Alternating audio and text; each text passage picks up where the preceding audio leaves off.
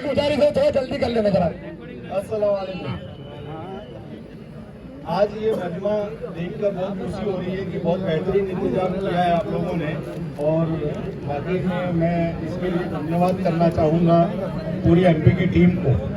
इतना बेहतरीन आयोजन और सुशासन जो बोलते हैं कि बहुत बढ़िया किया है। अब मैं अपनी बात रखने के लिए ये बात बोलूँगा कि 2 साल पहले हमने एक मोबाइल एप्लीकेशन बनाई थी। वो मोबाइल एप्लीकेशन लोहार बिरादरी के लिए क्यों जरूरी है, ये चीज अगर आप ध्यान से सुनेंगे तो आपको समझ में आएगी। सबसे पहली बात यह है कि हमारी बिरादरी पूरे भारत में अलग अलग राज्यों में फैली हुई है, और अलग अलग राज्यों में अलग अलग गोत्र के हमारे बिरादरी भाई बसते हैं। पर किसी भी बिरादरी के भाई को ये नहीं मालूम कि मेरी गोद के टोटल इंडिया में लोग कितने हैं। सही है बात? तो ये उसी एप्लीकेशन से पता चलेगी कि कितने लोग हमारे बिरादरी के कौन कौन से राज्य में, कौन से डिस्ट्रिक्ट में बस रहे हैं। सेकंड ऑप्शन है उसमें कि भाई कितने कंवारे बच्चे हमारे और बच्चियां हैं, उसकी डिटेल अगर आपको जाननी है कौन से डिस्ट्रिक्ट में कितनी है, तो आप जीवन साथी वाले ऑप्शन में जाके इमीडिएट वो चीज आप देख सकते हो। तीसरी चीज है उसमें कि आप अपने बिजनेस की पूरी डिटेल उसमें डालकर और पूरी बिजनेस की डिटेल को शेयर कर सकते हो हमारी बिरादरी के भाइयों के साथ कि हमारी बिरादरी में बहुत सारे अलग अलग टाइप के बिजनेस करते हैं जो शायद हमको नहीं पता। ज्यादातर लोग ये समझते हैं कि हमारी बिरादरी में सिर्फ लोहे का काम होता है, पर ऐसा नहीं है। आप उस एप्लीकेशन में जाके देखोगे तो बहुत सारे लोग स्पेयर पार्ट का काम भी कर रहे हैं, बहुत सारे लोग कार डिटेलिंग भी कर रहे हैं, बहुत सारे ऑटोमोबाइल डीलर भी हैं, काफी सारे फर्नीचर के डीलर हैं, फर्नीचर की शॉप है, एसी टीवी की शॉप है, तो ऐसी बहुत सारी शॉप है। तो इस चीज में आप लोगों को ये तवज्जो देनी है कि इस मोबाइल में प्ले स्टोर पे जाके जयपुरी लोहार समाज लिखेंगे तो आपको एक एप्लीकेशन मिलेगी। उस एप्लीकेशन को आप डाउनलोड करें, डाउनलोड करके उसमें एक नंबर डालें, आप जो नंबर यूज कर रहे हैं उस नंबर को डालने के बाद आपको एक ओटीपी आएगा। ओटीपी आने के बाद वो ओटीपी फिलअप करके आपको एक फॉर्म खुल जाएगा जिसमें आपको अपनी डिटेल भरनी है, अपना खुद का नाम, मिडिल नेम आएगा तो उसमें आपके वाली साहब का नाम, और उसमें सरनेम का ऑप्शन दिया हुआ है कि लोहार, लुहार या जो भी आप लिखते हो वो सिलेक्ट कर लें। सिलेक्ट करने के बाद आपकी वाइफ का नाम पूछेंगे तो आपकी वाइफ का नाम भरना है। आपकी वाइफ का नाम भरने के टाइम पे आपको ये ध्यान रखना है कि उनकी जो गोद है पियर वालों की वो लिखना है। जैसे मेरी वाइफ सीकर के मुगलों की है तो मुझे सीकर के मुगल लिखना है।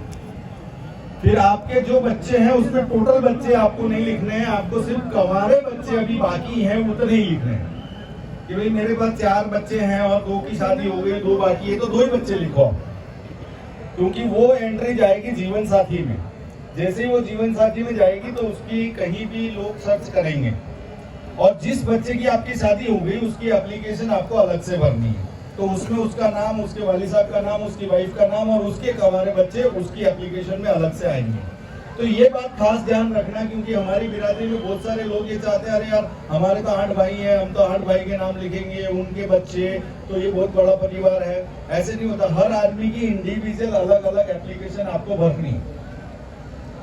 अगर मेरा बच्चा शादीशुदा है तो मैं अपनी भरूंगा और मेरे बच्चे की अलग से भरूंगा, और माय फैमिली में जाके आप उसको ज्वाइंट कर सकते हो। बाद में दोनों की एप्लीकेशन भरने के बाद आप उसको ज्वाइंट कर सकते हो। तो ये चीज में आप कहीं भी कोई मगज में या माइंड में डाउट रख के बिरादरी को सोचना नहीं है, क्योंकि हम इसमें कोई भी लीगल इंफॉर्मेशन नहीं ले रहे हैं आपसे। आपका बैंक अकाउंट नहीं ले रहे हैं, आधार कार्ड नहीं ले रहे हैं, पैन कार्ड नहीं ले रहे हैं, कोई भी चीज ऐसी लीगल डॉक्यूमेंट उसमें नहीं आ रहा है, सिर्फ आपका नाम, एड्रेस और फोन नंबर आ रहा है। अब इसका फायदा क्या है कि आप मेंबरशिप के ऑप्शन में जाएंगे। जैसे ही मेंबर के ऑप्शन में जाएंगे और उसमें आप स्टेट को सिलेक्ट करेंगे, एक नीचे प्लस का फिल्टर आएगा, फिल्टर खोल के आप प्लस में स्टेट सिलेक्ट करेंगे। फिर आपको डिस्ट्रिक्ट सिलेक्ट करना है, और डिस्ट्रिक्ट में आपको कोई गोद सिलेक्ट करनी कि इस गांव में कोई मुगल है कि नहीं, कोई अगवान है कि नहीं, तो आप वैसे भी देख सकते हो, और टोटली आप उस गांव की पॉपुलेशन को भी देख सकते हो। ये एक टाइप की जैसे पैगाम बुक चलती थी हमारी पुरानी, उसी तरीके से आप उसके फोन नंबर, एड्रेस, सारी चीज हर आदमी की बिरादरी के ऑल इंडिया की निकाल सकते हो। इसका बेनिफिट आप जितना मैक्सिमम उठाओगे इसका फायदा यही होगा। और अभी हम लोग इसमें डिवाइड कर रहे हैं कि एमपी का पासवर्ड पूरा अलग बना के दे दिया, राजस्थान का पूरा अलग बन गया, गुजरात का अलग बन गया, तो आप अपने डेटाबेस को भी मैनेज कर सकते हो कि भाई एमपी में टोटल कितने लोग हैं और कैसे है। तो किसी को भी इसमें डेटा की सिक्योरिटी को लेकर डाउट करने की जरूरत नहीं है। ये डेटा कहीं नहीं जाता, ये डेटा सिर्फ मेरे ही सर्वर पे मेरे पास रहता है। और जब भी आपको बिरादरी को जरूरत पड़ेगी कि कभी एमपी में टोटल लिस्ट चाहिए आपको, तो 2 मिनट में मैं आपको पूरी लिस्ट दे सकता हूँ किसी भी स्टेट की। जो आप हाथ से लिखने बैठोगे तो शायद पूरी नहीं कर पाओगे, पर हम उसमें 2 मिनट में आपको पूरा डेटाबेस दे सकते हैं। तो एक तो ये है, और दूसरी एक बात मुझे अपनी तरफ से रखनी है अगर इजाजत हो तो। अभी गुजरात में हम लोगों ने काम शुरू किया और माशाअल्लाह आलिम भाई मैं मंडप में हूँ, खाना खेल रहे वहाँ पे, काफी उसमें सक्सेस मिली है। और गुजरात में हमने एक लीगल कमेटी का गठन किया है। तो पूरे 6 इलाके के जो हमारे बिरादरी के भाई हैं, मैं उनसे और बिरादरी के जो राहबर हैं और बिरादरी के जो सरपरस्त हैं, उनसे मेरी ये गुजारिश है कि गुजरात मॉडल जो हुआ है और गुजरात में जो काम अभी हो रहा है, उसको डिटेल में कभी हम अलग मीटिंग करके मैं आपको समझाऊंगा कि गुजरात कैसे सक्सेस हो रहा है। तो 6 इलाकों से मेरी गुजारिश ये है कि हम चाहे निमाड़, एमपी, राजस्थान, कहीं भी रहें, आगे बढ़ो। हम आज भी हमारे राजस्थान के जो गांव हैं उसी गांव के नाम से जाने जाते हैं कि भाई ये सामोद के हैं, ये सीकर के हैं, ये डूंडी के हैं, ये रेनवाल के हैं, ऐसे ही जाने जाते हैं। वायलेंटर आगे बढ़े आगे, और सब खून का ध्यान रखे। और जो मस्कुरा डेरे में अंदर बैठे उन्हें भी खून दे दें, खून अंदर भी दे दें। ये मस्कुराते हुए अंदर बैठ जाए, डेरे में बैठ जाए, डेरे में खून आपके पास आ जाएंगे। डेरे में बैठिए, ये डेरे में बैठ जाइए, डेरे में खून आपके पास आ जाएंगे। हेलो भैया, 2 मिनट मेरी बात खत्म कर लेने दीजिए।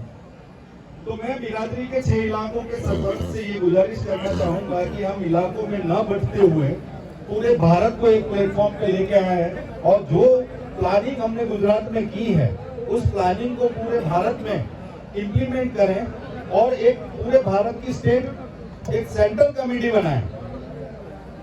अगर ये बात 6 इलाकों के सभी सरपरस्तों के माइंड में सही ढंग से बैठी, तो ऐसा इंशाल्लाह हम करेंगे कि आने वाले दिनों में, क्योंकि आज मैं ये खास तौर पे कहना चाहूंगा सभी सरपरस्तों से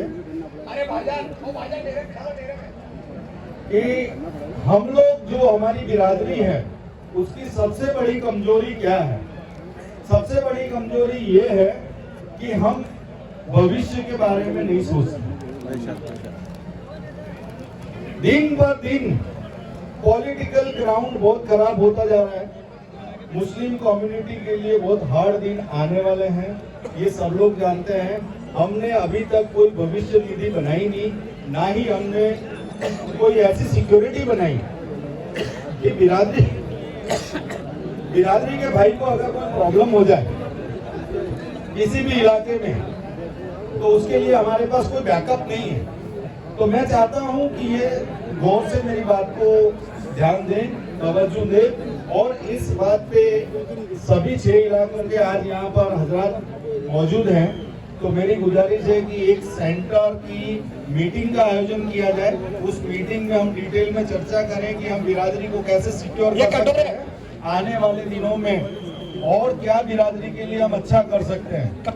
देखो, रीत रस्म में अगर हम कुछ ऊपर नीचे कर लेते हैं उससे कोई फर्क नहीं पड़ता।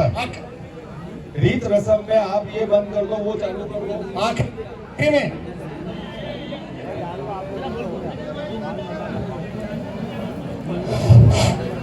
हेलो रीत रस्म में कोई ये मोहम्मद हुसैन भी करते हो मनावर वाले, तो उसमें जहाँ कहीं भी हो ये दूल्हे के पास तशरीफ ले आए। मोहम्मद हुसैन लोहार मनावर वाले, जहाँ कहीं भी हो ये दूल्हे के पास तशरीफ ले आए।